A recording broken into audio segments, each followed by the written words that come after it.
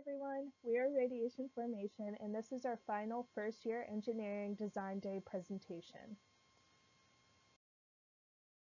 Just to give an overview of our project itself and review our group objectives, we wanted to build a nuclear power probe that can measure Cherenkov or blue light radiation between 400 and 490 nanometers, construct our design using PVC pipe, waterproof sealant, electrical wire, plexiglass, and photosensors, learn the basic steps of the engineering design process, practice our soft skills by working as a team, and prepare for the future by creating a prototype with certain restrictions such as time limit and the materials required.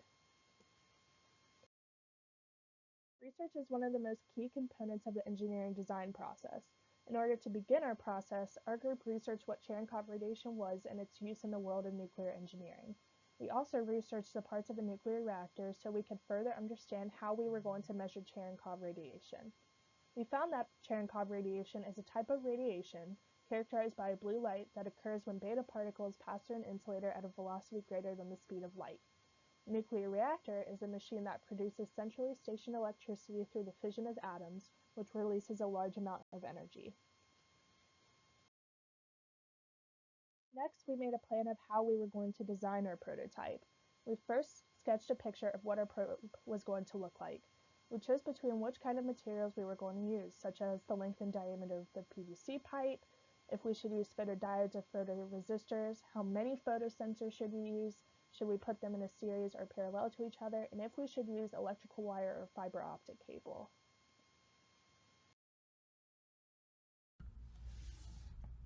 For the design of our probe, we decided to go with a 10-foot long PVC pipe, which consisted of two 5-foot long PVC pipes glued together with waterproof glue. Then we ran a wire through the length of the pipe and attached it to the photodiode sensor at the end, which was made by putting three photodiodes together in series.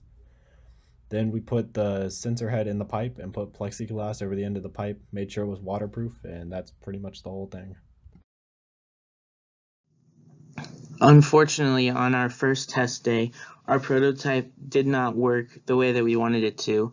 Water was able to get into the probe, and for that reason, we could not get a reading. So we knew that we'd have to fix the plexiglass to ensure that no water leaked into the probe, and we had to replace all of our materials, including the wiring and the photodiodes, because they were ruined from the water. So after our first test day, we went back to the craft center and we made some modifications. We bought a new PVC cap that fit better onto the end of our probe to ensure that no water would seep into it. We also used the new photodiodes and the more efficient electrical wire, and we soldered those together. And we also made sure that we tested our probe with normal light before our second test day, and it worked then. And then when we took it to get tested again, it worked, and we got consistent readings that we used in our calculations. So, like I said before, FEDD, our group, had to use our calculations to create an equation so that we could determine the mystery power level that was presented to us on our testing day. We ended up getting within 0.77% of that power level, percent accuracy of that power level, and we won 4th place at FEDD for the nuclear power probe.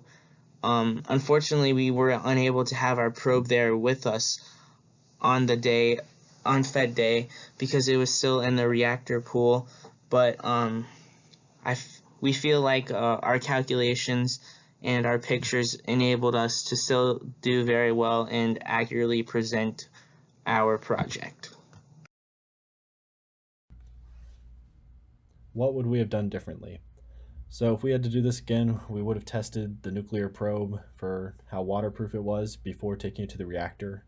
The first time we took it to the reactor, it ended up not being waterproof because the plexiglass was not glued enough to the PVC pipe and water leaked in. And we would have practiced soldering before building the prototype, because when we built the prototype, that was our first time soldering, and the sensor head was not soldered very well. Advice for future first years: do not procrastinate on this project. Since we had the nuclear probe, our test date was earlier than the rest of the projects, so we were encouraged to start our project earlier, and it felt nice to have it done while everyone else was outside in the cold working on their projects before FED. And also, reach out to your guru because they can help you a lot with this project. And here are our citations for our research. Thank you for watching.